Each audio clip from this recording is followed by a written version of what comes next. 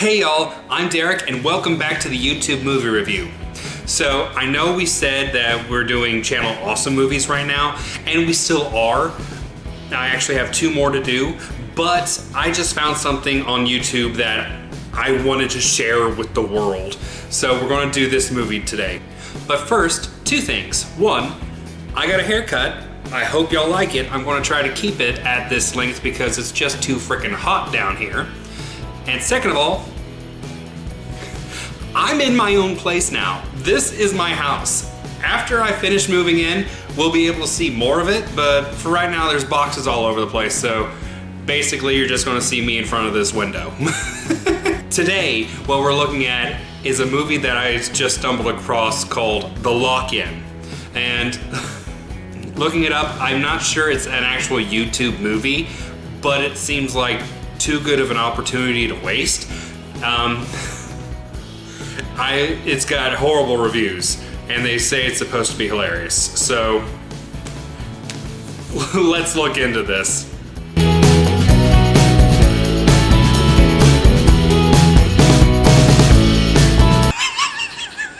That movie was so freaking stupid.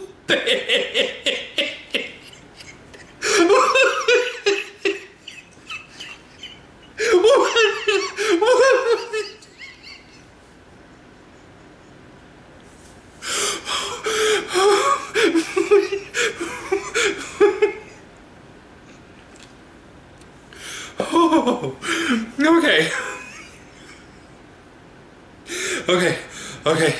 okay. So basically they start off this movie with the argument of the movie. Porn is evil. Yes, pornography is a gateway to the devil. First of all, it's a found footage film. And I personally don't like found footage films. I think they're lazy and they fall into far too many storytelling problems. This one is no exception. I'm getting to that. Anyways, it starts off with an interview with the youth pastor at this church where the found footage was found, okay? And he's saying how porn is evil, and after the experiences he had that night, he just couldn't possibly be the youth pastor there anymore, so he now sells insurance. Remember that, okay? Remember that. It first starts off with this one kid in his room with his back turned to us, and then all of a sudden, the screen flickers. You know, it has that little jab. Now, in found footage films that have paranormal activity in them, that normally means there's a paranormal presence in the room. I don't know if that was intended at that point, because if so, without pornography being introduced at that point, that would mean that that kid actually brought the devil with him to the lock-in that they're going to before the main argument starts. Just saying. Then it goes to a group of 3 guys who are getting ready to go to this lock-in.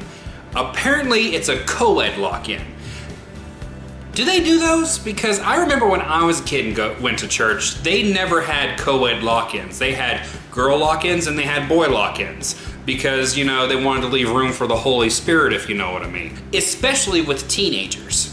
Anyways, 2 of the guys go to pick up their other friend, and they're poking fun at him, saying, "Oh my goodness, he's going to kiss this girl at the lock-in today." And the kid they're going to go pick up, his parents are in his 60s, and this kid is supposed to be about 17, okay? They're all talking about how they're going into their senior year. Anyways, they overhear their son's friend ragging him about how he's going to hold hands, and they decide then and there to have the talk about the birds and the bees. I'm sorry, okay? If this kid is 17 and you haven't talked about the birds and the bees yet, that's a problem. And just this one scene shows that these kids, they're supposed to be like devout Christians, but they are the worst kind of Christians. They're very judgmental. I mean, one of the kids is homeschooled and they're ragging him about being homeschooled and about how he smells bad and all that. And they don't honor their parents. It's like, I thought y'all were supposed to be the good guys. I don't know. Anyways, so they decide to clean out the car on the way to the lock-in, and they stop by a dumpster to throw in the trash. In the dumpster, they find a dirty magazine, which later on you can tell is basically a dollar saver in a paper bag. Like I said earlier, at this point, the porn is introduced into the story. Then why was the camera acting demonic before? That still doesn't make sense to me at this point. They finally get to the church. These kids have been ragging on each other, and they're not ragging on each other properly. I mean, seriously. These kids wouldn't know how to throw an insult if there was instructions on how to throw an insult attached to the insult that they picked up off the table to throw. They'd throw it back at themselves. Yeah, that's how bad they are. Anyways, they go to the lock-in, and it's so obvious that these kids, who are obviously in college, don't remember exactly how to act like teenagers. So they watched Reefer Madness and used that as their stereotypical teenager, because that's the acting level in this. With improv, bad improv. I forgot to mention that they found the porn mag earlier, and one kid was like, ew, throw it back, but the other two sneak it into their friend's backpack. That becomes a point, okay? Well, so they're at the lock-in, and one guy is getting close to his girl, and the girl looks in his backpack, which is weird, and she finds the dirty magazine. She just goes off. Oh my God, this is disgusting. How could you do that? That's so terrible. Like, oh my God. Like that without the neck. Anyways, so the youth pastor from the interview at the beginning, he brings the boys together, and they go out to the dumpster and they burn the dirty magazine. And there you go. Then there's a 2-minute scene of the girl on her phone talking to her mom or something like that, talking about finding the dirty magazine in the backpack. And it's really awkward because you gotta remember, this is a found footage film, okay?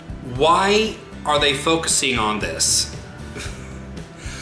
The camera is held by a character in the piece, okay? So why is the kid focusing his attention on this conversation?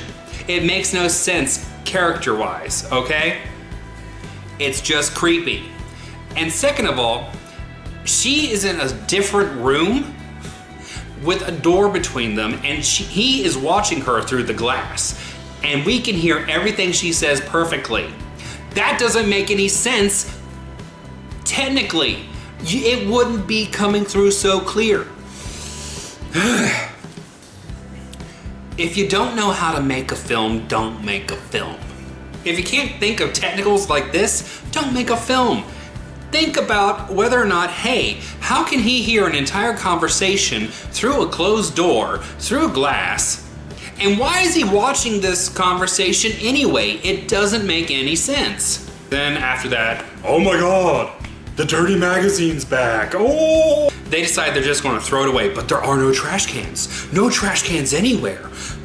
Why are there no trash cans? Did the janitor take all the trash cans out with them, or is it the devil? They finally find a trash can on the second floor of this church.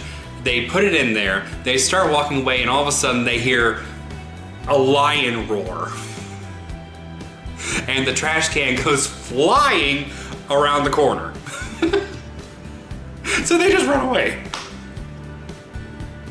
I understand the whole idea is that porn is the devil, but I didn't realize they meant it like this literally. So they run downstairs. There's nobody downstairs. They're freaking out. And so they decide to go to the basement because I honestly wrote this. They decide to go to the basement. Freaking white people. Am I right? They try to break a window with the chair, but the window won't break, obviously because they don't actually make contact with the window. Because it's obvious they want to make a movie, but they don't want to do anything that might actually damage the house of God. So anyways, the three guys finally find the girl that found the dirty magazine to begin with. And they run into this kitchen explaining how porn has basically ruined all of their lives. Like, one of the kids' father left because he was addicted to pornography. Another one got beaten because he found a dirty magazine. And all this crap, and I'm like, have y'all even been on the internet? They're literally stuck in a church with demonic activity surrounding them. They're in the kitchen of the church. And a thought crossed my mind, okay? And here's the thought. Why haven't they prayed? The entire reason they were in the church to begin with was for a lock-in, which is basically an overnight prayer group. And there's demonic activity in this church. They're in a church. You would think that praying in a church might alleviate the situation a little bit, but they don't pray. This is a Christian movie, people.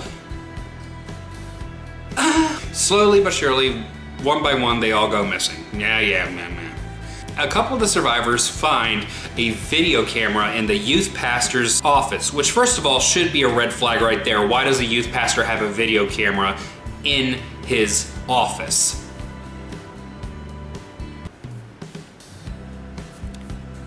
That would be a red flag for me. Anyways, what it turned out was that he was recording an interview that he had with one of his parishioners who happened to be addicted to porn. And this entire scene only exists for a jump scare. Literally. What happens is the guy is facing this way and he's talking to the youth pastor. The youth pastor leaves the room, and then all of a sudden the guy looks at the camera and goes, "Rah!" This is such elementary stuff. It is hilarious. I just want to point this out. In this entire movie, they only ever talk about watching porn because apparently the only thing that people do with pornography is look at it. Bless your hearts. Moving on, pretty shortly, the only person left is the camera guy, okay? And so he starts shunning the demon. "I cast you out, demon, in the name of Jesus." And this goes on for a long time. I mean it. He literally starts at the top of the church and moves down to the pulpit, yelling, "In Jesus' name, go away, leave me alone." And when he gets to the pulpit, he finds that everybody's there and nobody remembers anything from last night, and everybody thinks he's crazy. Which brings up a major point, okay? What was the point of the movie? Nobody got punished for bringing the porn into the church. And why, at the beginning of the movie, did the youth pastor say he couldn't be a youth pastor at the church because of the events of that night when he didn't remember the events? These people can't even follow their own story. Well, finally, at the very end, they drop off the camera boy, and it turns out he had a whole skin bin, and he just throws it out, and all of a sudden, hunky-dory, everything's fine. But what was the point of the movie? It's literally an hour and a half that meant nothing. Nothing was resolved. Why was there so much into porn being in the church when it turned out, when at the very end, they show the kid throwing away his skin bin, which leads us to believe that he brought the demon into the church to begin with, and so the porn magazine that they brought in the backpack didn't matter. And why, oh why, was it so necessary for this one kid to be saved from pornography?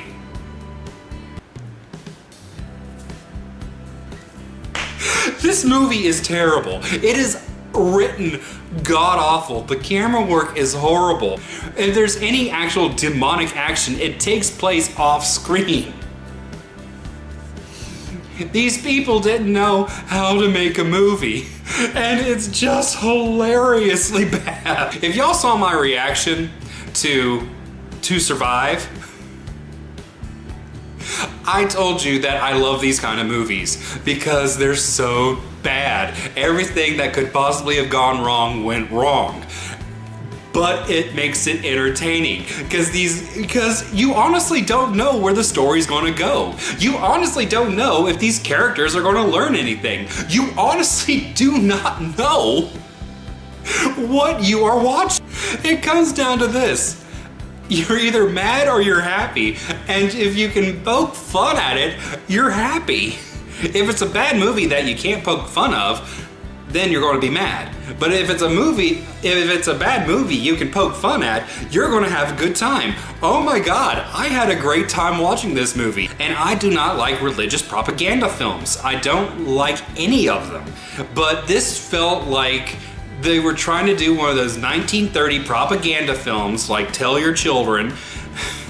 And they did it miserably wrong. It was so much fun. That's all I got now, y'all. That's my reaction to The Lock-In.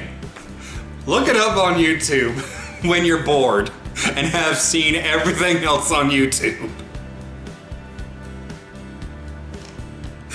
Okay. Thanks for stopping by. Thanks for tuning in. And come back later for more.